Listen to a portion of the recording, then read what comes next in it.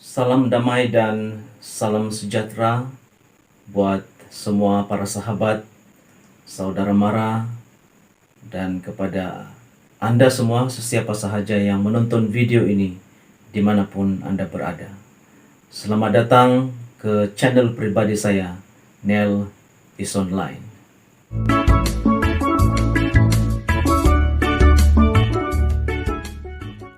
Pada kesempatan ini saya ingin bercerita mengenai pilihan raya negeri Sabah ke-16 yang dijadwalkan pembuangan undi pada 26 September ini.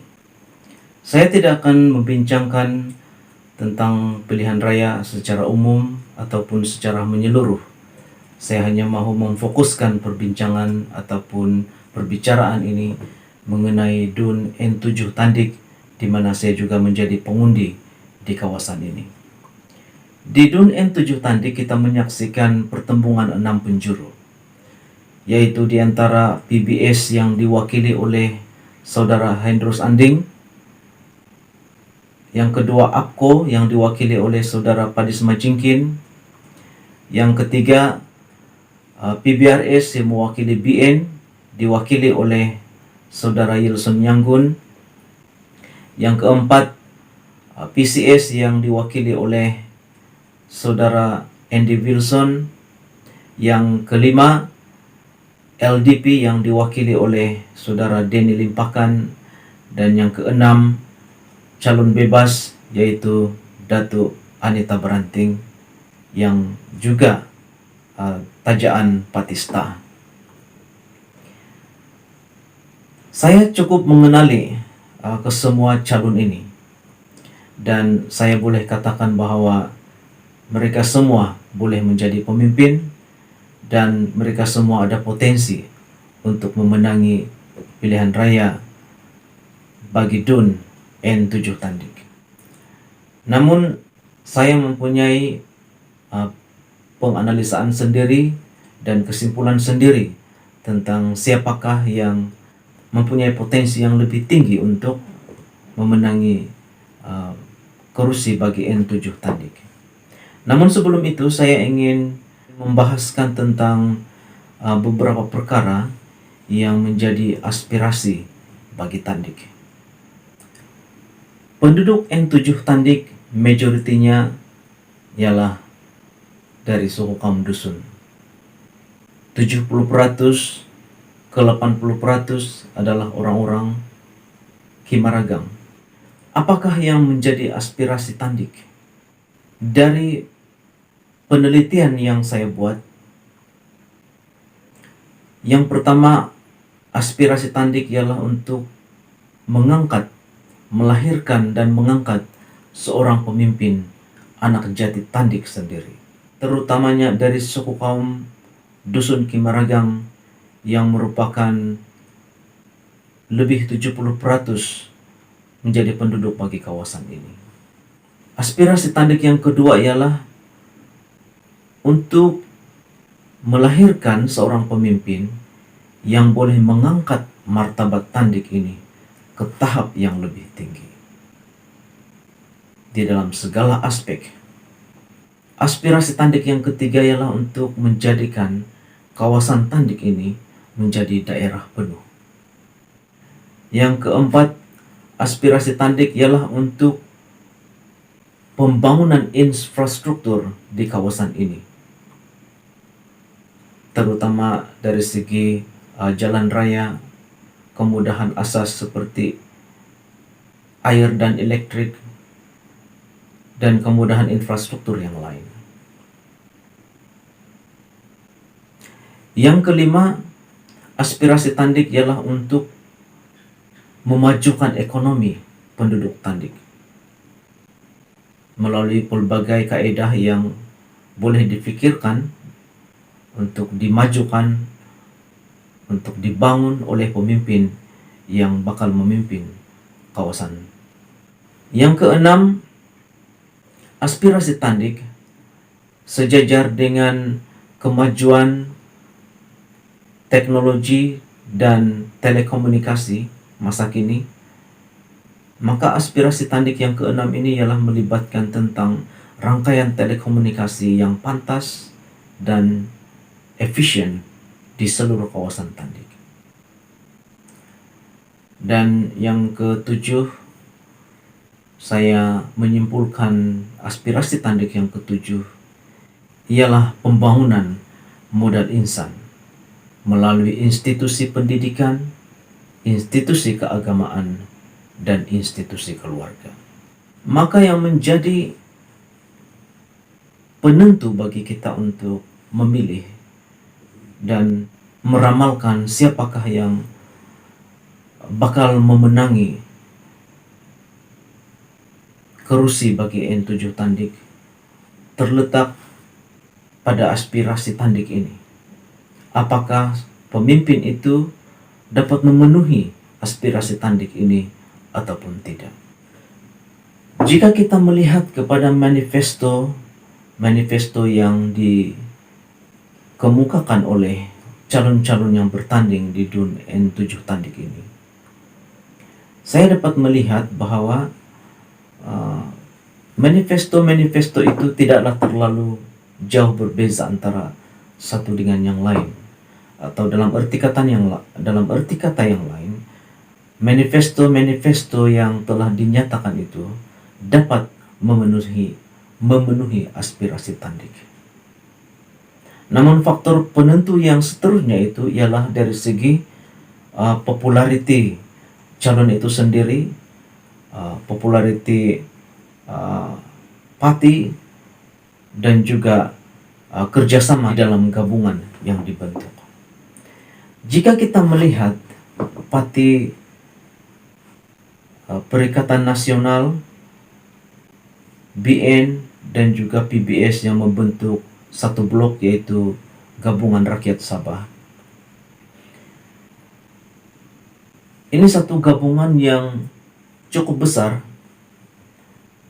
tapi malangnya tidak diterjemahkan dengan baik pada peringkat pelaksanaan. Kenapa? Karena di DUN N7 Tandik ini,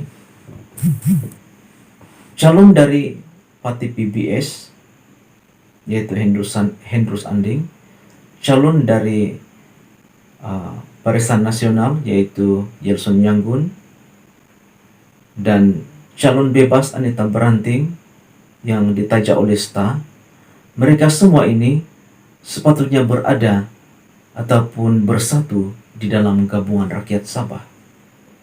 Namun mereka bertanding ataupun berlawan, bersaing sesama sendiri.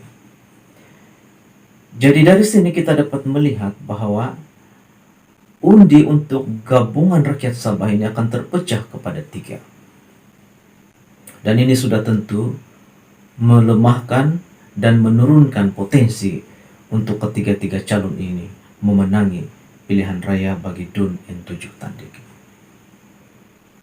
Kita lihat bagi calon-calon independen seperti Andy Wilson untuk PCS dan Denny Limpakan bagi LDP.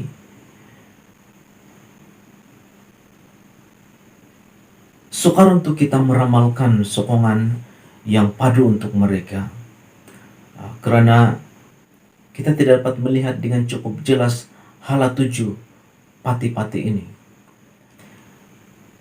Jadi mereka bukan tidak berpotensi, mereka berpotensi untuk menang, tetapi saya kira potensi itu tidak begitu kuat.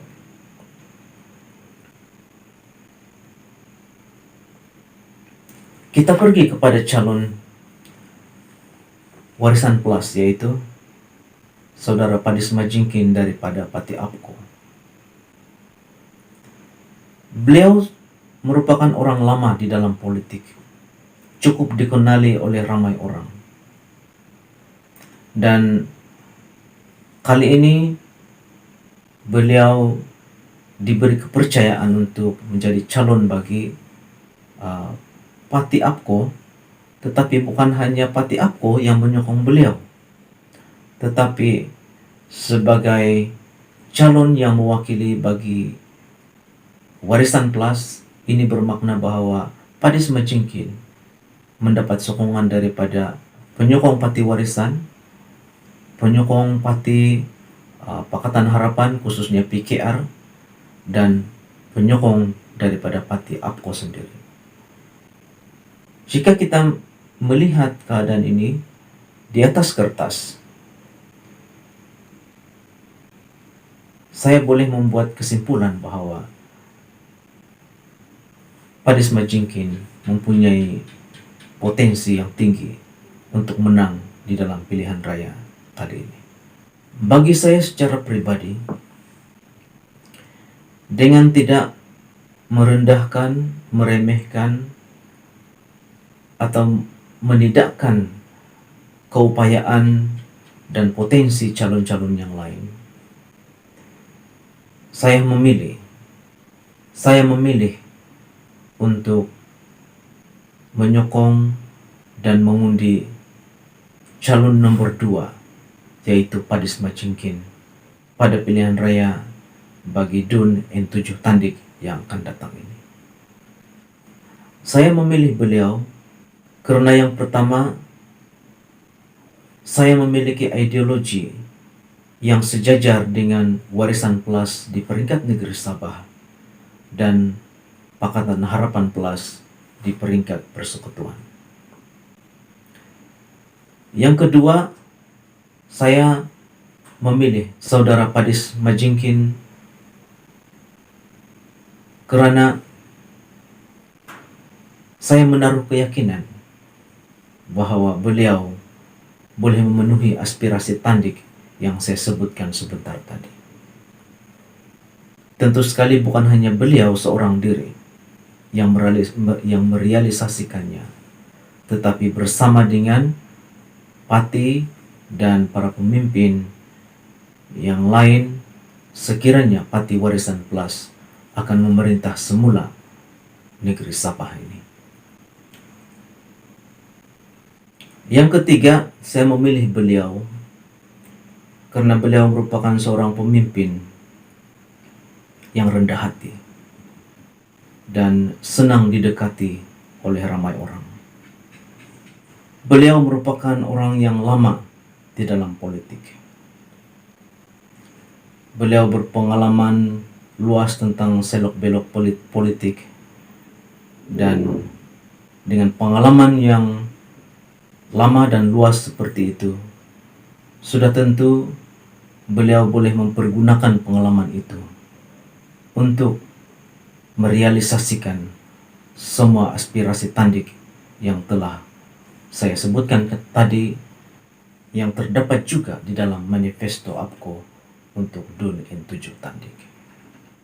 Jadi, para sahabat, saudara mara, dan sesiapa sahaja yang menonton video ini, jika Anda adalah pengundi di N7 Tandik, marilah kita mengundi calon nomor 2, Saudara Padis Madjingkin, calon Parti APKO dari Warisan Plus, demi Tandik yang progresif, makmur, dan berdaya saing.